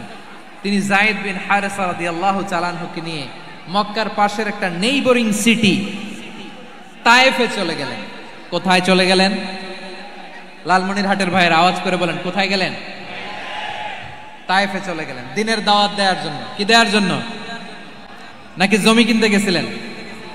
জমি কিনতে, দুনিয়ার যশ খ্যাতির জন্য, নিজের কোনো লাভের জন্য? তায়েফবাসীদেরকে জাহান্নামের আগুন থেকে বাঁচানোর জন্য। আওয়াজ করে বলতে হবে, ঠিক কিনা?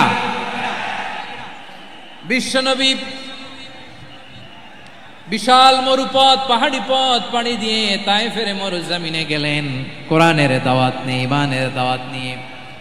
কিন্তু তায়েফের লোকেরা বিশ্বনবীর দাওয়াতকে শুধু প্রত্যাখ্যান করেই থামে নাই, তারা বিশ্বনবীর সাথে অত্যন্ত খারাপ আচরণ করেছে, বিশ্বনবীকে শারীরিকভাবে হেনস্থা করেছে, আমার নবীকে শারীরিকভাবে অত্যাচার করেছে, আমার পেয়ারা নবীর গায়ে পাথর মেরেছে, বিশ্বনবীর গা বেয়ে ঝরঝর করে রক্ত ঝরেছে, নবী জামিনের মধ্যে লুটিয়ে পড়েছেন, আবার মেরেছে, আবার নবী হাঁটতে শুরু করলেন, পেছন থেকে আবার মেরেছে, আবার নবী রক্তাক্ত হয়ে জামিনের মধ্যে লুটিয়ে পড়লেন, আবার মেরেছে। বিশ্বনবীর মতো এত সুশ্রী মানব, বিশ্বনবীর মতো এত শুভ্র মানব, বিশ্বনবীর মতো এমন চমৎকার দেহাবয়ব দিয়ে রব্বুল আলামিন কাউকে বানান নাই। এরকম চমৎকার মানুষটাকে তারা তায়েফের ওই জমিনে রক্তাক্ত করেছে। বিশ্বনবী দুনিয়ার কোনো স্বার্থের জন্য সেখানে যান নাই, নিজের কোনো লাভের জন্য, প্রাপ্তির জন্য যান নাই, তায়েফবাসীদের জাহান্নামের আগুন থেকে বাঁচাতে গিয়েছেন। ঠিক কিনা বলেন? খেয়ে না খেয়ে দিন প্রচারের কাজে নিজেকে দিয়েছ বিলিয়ে, তায়েফের কাফিরেরা চিনল না সে আলো, দুষ্ট ছেলেদের পিছু দিল লেলিয়ে, পাথরের আঘাতে ক্ষত বিক্ষত হয়ে সারা শরীর থেকে রক্ত ঝরে। হে রাসূল তোমাকে ভুলি আমি কেমন করে, হে রাসূল তোমাকে ভুলি আমি কেমন করে। পারেন না আপনারা? ধরুন আমার সাথে, হাজার ব্যথা বেদনার পরে ফিরে আসনি তুমি আপন ঘরে, দিনের আলো তুমি ছড়িয়ে দিতে, চলে গেলে মদিনায় মক্কা ছেড়ে। হে রাসূল তোমাকে ভুলি আমি কেমন করে, হে রাসূল তোমাকে ভুলি আমি কেমন করে। ঠিক কিনা বলেন? প্রিয় ভাইরা, তায়েফের ছেলেরা নবীকে রক্তাক্ত করলো। আমার নবী কই যাবে? কই যাবে? মক্কায় জায়গা নাই, তায়েফে জায়গা নাই। তায়েফ থেকে ভারাক্রান্ত মন নিয়ে আমার নবী মক্কায় ফিরে আসলেন। বিশ্ব নবী মক্কায় ঢুকতে পারেন না। মক্কার মরুভূমির দিকে তাকিয়ে, উপত্যকার দিকে তাকিয়ে বিশ্বনবী ধা ধা করে কাঁদেন, ঝরঝর করে। নবীর চেহারা মোবারক থেকে চোখের পানিগুলো বেয়ে বেয়ে পড়ে। আমার জন্মস্থান, আমার শৈশব, কৈশোর, যৌবন কেটেছে এই মক্কায়। আমার এলাকায় আমি ঢুকতে পারি না। বিশ্বনবী মক্কার অনতি দূরে দাঁড়িয়ে জায়েদকে পাঠালেন, জায়েদ যাও দেখো কেউ আমাকে সাপোর্ট করার মতো আছে কিনা, যাও অমুকের কাছে যাও। জায়েদ গেলেন, তারাও প্রত্যাখ্যান করে ফিরিয়ে দেয়। বিশ্বনবী বললেন যাও অমুক লোকের কাছে যাও, তিনিও প্রত্যাখ্যান করে ফিরিয়ে দিলেন। কেউ বিশ্বনবীকে আশ্রয় দিতে রাজি হয় না। নিজ জন্মভূমিতে বিতাড়িত বিশ্বনবী, সর্বশেষ বিশ্বনবী বললেন যাও মুতঈম ইবনে আদির ঘরে যাও। মুতঈম ইবনে আদি মুশরিক, তার কাছে যাও। গেলেন, মুতঈম ইবনে আদি রাজি হয়ে গেল। সুবহানাল্লাহ বলেন।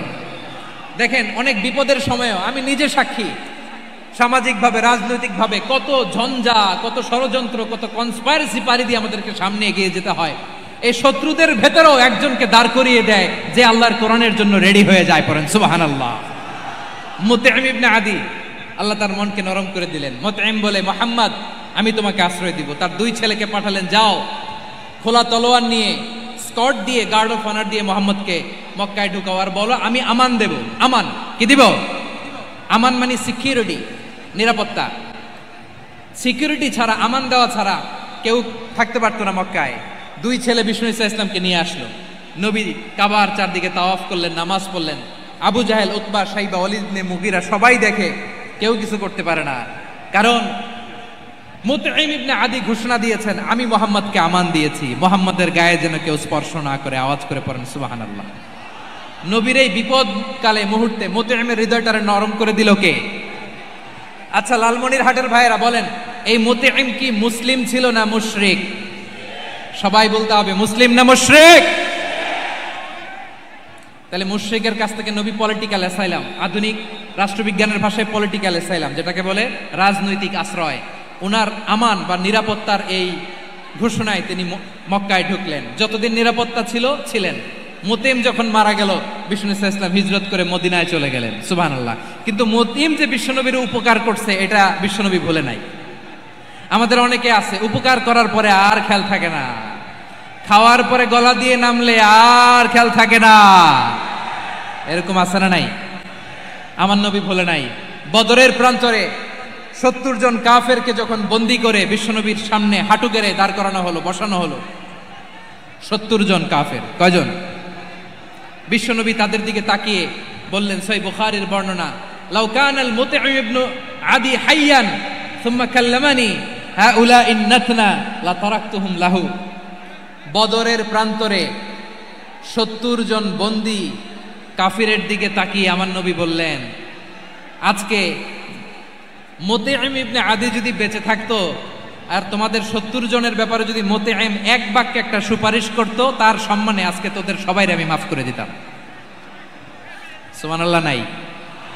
ওই যে চিল্লাচিল্লি যে কথা বোঝে নাই, কোন জিনিস মিস করছে ওরা নিজেরাও বোঝে নাই। বিশ্বনবী মুতঈমের এই সাহায্যের কথা বলে নাই।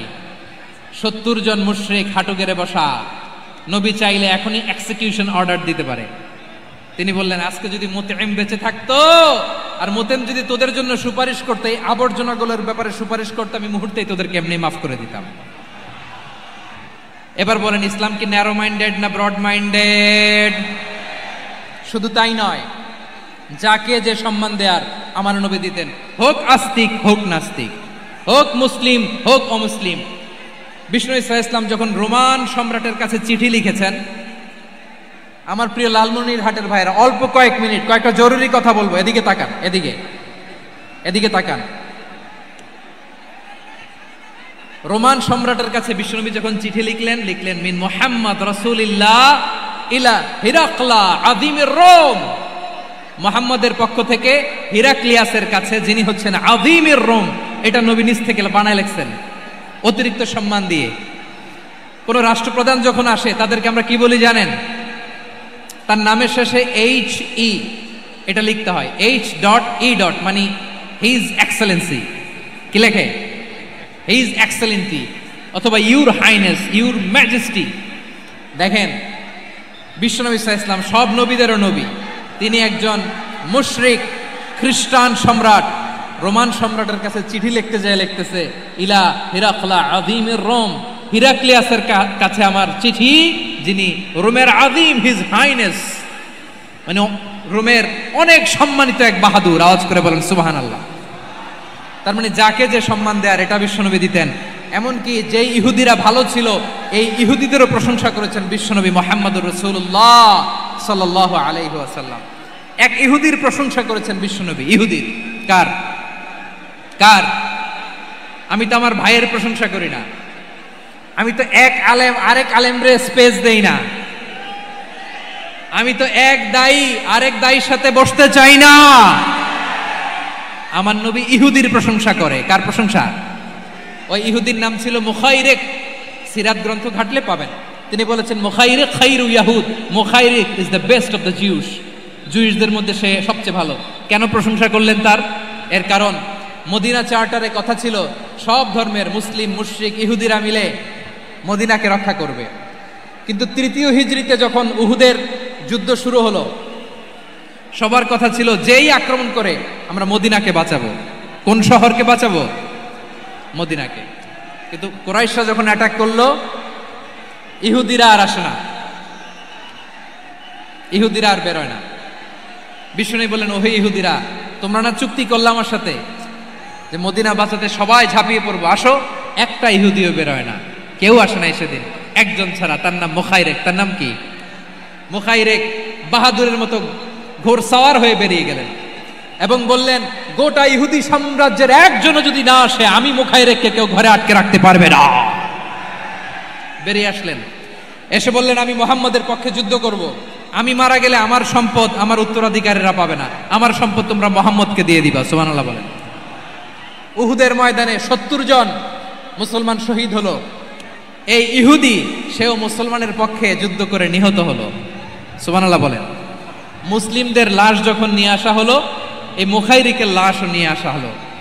মুসলিমদের লাশের পাশে মুখাইরিকের লাশ দেখে বিশ্বনবী মুখাইরিকের প্রতি অনেক খুশি হলেন। আর বিশ্বনবী খুশি হয়ে বললেন, মুখাইরিক খায়রু ইয়াহুদ, মুখাইরিক যদিও তুমি ইহুদি, তারপরে তুমি সব ইহুদিদের মধ্যে সেরা ইহুদি। পড়েন সুবহানাল্লাহ। আমার নবী ইহুদিকেও সম্মান দিতে কার্পণ্য করে নাই। আওয়াজ করে বলেন আল্লাহু আকবার। প্রিয় ভাইরা, এবার সর্বশেষ আওয়াজ করে বলেন, ইসলাম কি ন্যারো মাইন্ডেড নাকি ব্রড মাইন্ডেড? সবাই বলেন, ন্যারো মাইন্ডেড না ব্রড মাইন্ডেড? এজন্য অমুসলিম হইলেই তারা আমাদের শত্রু নয়। শত্রু কারা? এই লালমনিরহাটের ভাইয়েরা শোনেন, শত্রু কারা? যে সমস্ত অমুসলিম আমাদেরকে নিশ্চিহ্ন করে দিতে চায়, যে সমস্ত অমুসলিম আমাদের ভূখণ্ড থেকে আমাদেরকে তাড়িয়ে দিতে চায়, যে সমস্ত অমুসলিম আমার ধর্ম নিয়ে তুচ্ছতাচ্ছিল্য করে চিল্লায় বলেন ঠিক কিনা, তারা আমাদের শত্রু। সাধারণ অমুসলিমরা আমার শত্রু নয়। এই যে হিন্দুরা থাকে, এরা আমার ভাই, বৌদ্ধরা আমার ভাই, খ্রিস্টানরা আমার ভাই, ইহুদিরা আমার ভাই।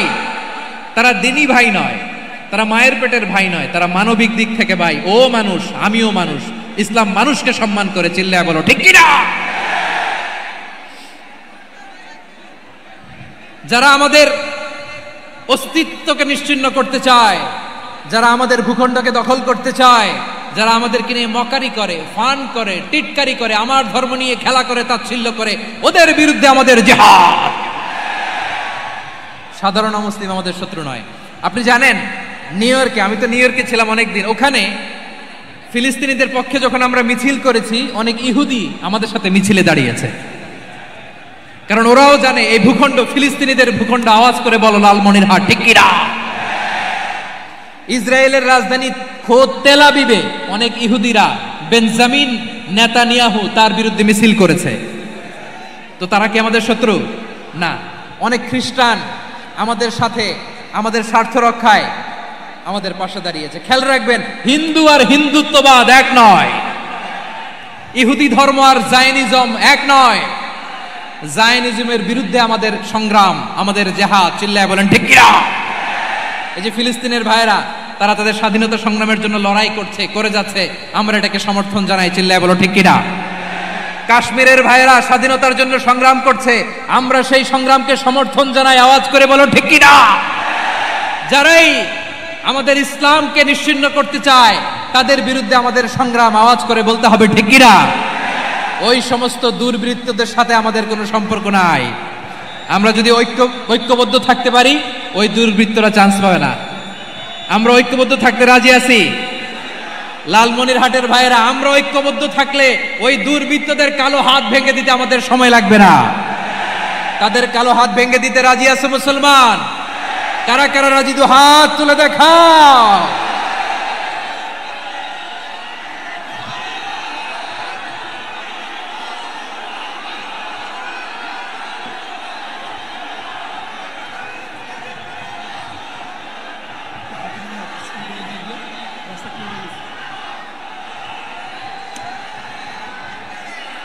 আমার প্রাণ প্রিয় লালমনিরহাটের ভাইয়েরা, শত্রু কাফের আর অশত্রু কাফেরের মধ্যে পার্থক্য আছে না নাই?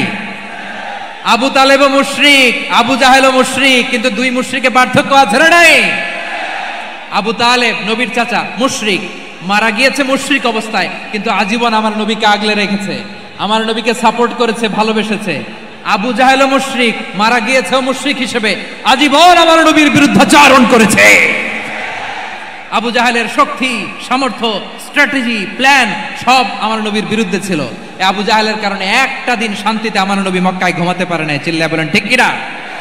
এজন্য রব্বুল আলামিন বলেন, লা ইয়ানহাকুমুল্লাহু আনিল্লাযীনা লাম ইউকাতিলুকুম ফিদ-দীন ওয়া লাম ইখরিজুকুম মিন দিয়ারিকুম আন তাবাররুহুম ওয়া তুকসিতু ইলাইহিম ইন্নাল্লাহা ইউহিব্বুল মুকসিতিন। আল্লাহ বলে, গোলামেরা শোনো শোনো, যে সমস্ত অমুসলিম তোমাদের সাথে ধর্মযুদ্ধে লিপ্ত হয় না, তোমাদের বিরুদ্ধে যে সমস্ত অমুসলিম অস্ত্র ধরে না, যে সমস্ত অমুসলিম তোমাদেরকে তোমাদের জন্মস্থান থেকে, ভূখণ্ড থেকে তাড়িয়ে দেয় না, তাদের সাথে ভালো আচরণ করতে আমি আল্লাহ নিষেধ করি নাই। তাদের সাথে সদাচরণে কোনো নিষেধাজ্ঞা নাই, বরং তাদের সাথে সদাচরণ করো, এটাই আমি আল্লাহ চাই। তাহলে আমার যে অমুসলিমরা আমাদের সাথে শত্রুতা করে না, তুচ্ছতাচ্ছিল্য করে না, আমাদের ভূমি থেকে আমাদেরকে উচ্ছেদ করতে চায় না, আমাদের বিরুদ্ধে অস্ত্র ধরে না, ওই অমুসলিম ভাইদের সাথে আমাদের কোনো দ্বন্দ্ব আছে? কোনো বিরোধ আছে? বরং আছে ভালোবাসা। বরং আছে কি? এই ভালোবাসা দিয়ে আমরা বিশ্ব জয় করব। রাজি আছে মুসলমান? আমাদের পুঁজি ভালোবাসা। আমাদের পুঁজি কি? এবার আওয়াজ করে বলেন, আমার এই পুরো আলোচনা থেকে the religious coexistence, peaceful coexistence, শান্তিপূর্ণ সহাবস্থান, কমিউনাল হারমোনি, এই সাম্প্রদায়িক সম্প্রীতি, এই আলোচনা থেকে কি বুঝলেন? ইসলাম কি ন্যারো মাইন্ডেড না ব্রড মাইন্ডেড? এই ব্রড মাইন্ডেড হৃদয় নিয়ে, ভালোবাসা দিয়ে আমরা বিশ্ব জয় করতে চাই। রাজি আছেন? আল্লাহ কবুল করুক। আমরা সবাই পড়ি আমিন। লালমনিরহাটের জেলা স্টেডিয়ামে আমার প্রিয় মায়েরা, বোনেরা, আপনাদের জন্য একটা হাদিস বলে শেষ করব। বিশ্বনবী বলেন, আমার মায়েরা খেয়াল করে শুনুন, বিশ্বনবী আপনাদের উদ্দেশ্য করে বলেন, আল মারআতু ইযা সাল্লাত খামসাহা ওয়া সামাত শাহরাহা হাফিজাত ফুরুজাহা আতাআত বা'লাহা ফালতাদখুল মিন আইয়ি আবওয়াবিল জান্নাতি শাআত। বিশ্বনবী বলেন, ও রমণীরা, ও নারীরা, যে সমস্ত নারী এই চারটা কাজ করবে, এই চারটা কাজের গ্যারান্টি দিবে, তাদেরকে জান্নাতের 8টা দরজার গ্যারান্টি দেয়া হবে। কি চারটা কাজ? 1 নাম্বার, আল মারআতু ইযা সাল্লাত খামসাহা, যে নারী 5 ওয়াক্ত নামাজ পড়ে। কি করে? জেলা স্টেডিয়ামে অবস্থানরত আমার নারীরা, বোনেরা, বিশ্বনবী আপনাদেরকে 4টা কাজের কথা বলেছেন, খুব বেশি না, 4টা করলে 8 জান্নাতের দরজা সব খোলা। কোনটা দিয়ে যাবেন? যেটা দিয়ে মনে চায়। 1 নাম্বার 5 ওয়াক্ত নামাজ। আমার বোনেরা জোহরের নামাজ পড়তে পড়তে এটা আসরে নিয়ে যায়, আসর পড়তে পড়তে এটা মাগরিবে নিয়ে যায়, এরকম আসরে নাই? লালমনিরহাটে হয়তো নাই। আমার বোনেরা এটা করবেন না। ইন্নাস সালাতা কানাত আলাল মুমিনিনা কিতাবাম মাওকুতা, সময় মতো পড়বেন। সামাত শাহরা, রমাদানের রোজাগুলো রাখবেন। হাফিজাত ফুরুজাহা, যে নারী তার চরিত্রকে হেফাজত করে, তার প্রাইভেট হেফাজত করে, তার লজ্জাস্থান হেফাজত করে। ও মায়েরা, আপনার এই গর্ভ যে কত দামি আপনি জানেন না। আপনার এই গর্ভ থেকে জন্মাবে আগামীর সালাহুদ্দিন আল আইয়ুবী। আপনার গর্ভ থেকেই জন্মাবে ইমাম আল মাহদি আল মুনতাজার। আপনার পেট থেকে জন্মাবে আবু সাইদের মতো বীর সৈনিক। আপনার পেট থেকে জন্মাবে মুগ্ধের মতো বীর মুজাহিদ। আপনি জানেন না কে আসবে আপনার পেট থেকে। সময়টাকে কাজে লাগান, ইসলামকে বুঝেন, মানেন, আমাদের ইসলামিক লেকচারগুলো শোনেন। আমরা যে বার্তাগুলো, ইনস্ট্রাকশনগুলো, দিক নির্দেশনাগুলো আপনাদের খেদমতে রাখি, এগুলো মেনে চলুন। আপনিই পারেন আপনার ঘরটাকে জান্নাতের টুকরা বানাতে। একটা family, it's a very big institution and you are the MD, the managing director of this institution. চিল্লায় বলেন ঠিক কিনা? চাইলেই পারেন ঘরটারে জান্নাতের টুকরা বানাতে। 5 ওয়াক্ত সালাত, রমাদানের রোজা, নিজের চরিত্রের হেফাজত, ও আতাআত বালাহা, স্বামীর আনুগত্য। এটাতে অনেকে ভুল করে থাকে। হায় রে আমার বোনেরা, স্বামীর আনুগত্যকে এটা নিজের অপমান মনে করবেন না। আপনার স্বামী আপনার সবচেয়ে বড় গার্ডিয়ান, তিনি আপনার সবচেয়ে ভালো চায়। নারী কখনো গার্ডিয়ানশিপের বাইরে থাকতে পারে না। হয় আপনি বাবার গার্ডিয়ানশিপের ভেতরে, বাপ না থাকলে ভাই আপনার গার্ডিয়ান, ভাই না থাকলে চাচা গার্ডিয়ান, বিয়ের পরে আপনার স্বামী আপনার গার্ডিয়ান। শরিয়া সম্মত স্বামীর আদেশগুলো আপনি মেনে চলবেন, কিন্তু শরিয়া বিরুদ্ধ কোনো আদেশ মানতে আপনি বাধ্য নয়। আওয়াজ করে বলুন সবাই ঠিক কিনা? এই 4টা কাজ যদি কোনো নারী করে, বিশ্বনবী বলেন জান্নাতের 8টা দরজা খোলা। তোমার যেটা দিয়ে মনে চায় সেটা দিয়ে জান্নাতে তুমি এন্ট্রি নিতে পারবা। আমরা এখানে লালমনিরহাটের সোহরাওয়ার্দী ময়দানে আজকে যেমন একত্রিত হতে পারলাম, আল্লাহর জান্নাতেও যেন একত্রিত হতে পারে। আল্লাহ তুমি তৌফিক দান করো। আল্লাহ আমার এই কলিজার টুকরা যুবক ভাইদেরকে তুমি উমরে ফারুকের মতো কবুল করো। জেলা স্টেডিয়ামে অবস্থানরত আমার মা বোনদেরকে তুমি ফাতেমার মতো, খাদিজার মতো কবুল করো। আমাদের কলিজার টুকরা সন্তানদেরকে তুমি সালাহুদ্দিন আল আইয়ুবীর মতো কবুল করো। এই যে ইসলামিক সোসাইটি লালমনিরহাটকে আল্লাহ তুমি কবুল করো। আল্লাহ যে কথাগুলো বললাম এগুলো প্রথমে আমাকে, আমার সব ভাইদেরকে আমল করার তৌফিক দান করো। রব্বানা ظلمنا أنفسنا وإن لم تغفر لنا وترحمنا لنكونن من الخاسرين ربنا آتنا في الدنيا حسنة وفي الآخرة حسنة وقنا عذاب النار رب العالمين আরশের মালিক, লক্ষ লক্ষ তাওহীদি জনতা দুনিয়ার কোনো কিছুর আশায় নয়, দুনিয়ার কোনো কিছুর জন্য নয়, তোমার কোরআনের প্রেমে, ইসলামের প্রেমে হাজির হয়েছে। আল্লাহ আমার ভাইদেরকে কবুল আর মঞ্জুর করে দাও। ইসলামের জন্য এই গণজোয়ার, এই উচ্ছ্বাস, এই এনার্জি শক্তিগুলোকে আগামীর ইসলামের জন্য কবুল আর মঞ্জুর করে নাও। গাড়িতে করে, হুন্ডায় চড়ে, সাইকেল দিয়ে, রেল লাইন দিয়ে, রেলে চড়ে চড়ে লক্ষ লক্ষ ভাইয়েরা বিভিন্ন জেলা থেকে আজকের এই ঐতিহাসিক লালমনিরহাটের প্রোগ্রামে যারা জয়েন করলো, নিরাপদে তুমি আবার তাদেরকে গন্তব্যে পৌঁছে দিও। রব্বানা تقبل منا إنك أنت السميع العليم وتب علينا يا مولانا إنك أنت التواب الرحيم سبحان ربك رب العزة عما يصفون وسلام على المرسلين والحمد لله رب العالمين وجعل آخر كلامنا عند الموت لا إله ইল্লাল্লাহু মুহাম্মাদুর রাসূলুল্লাহ সাল্লাল্লাহু আলাইহি ওয়াসাল্লাম। আমার মোবাইল কোথায়?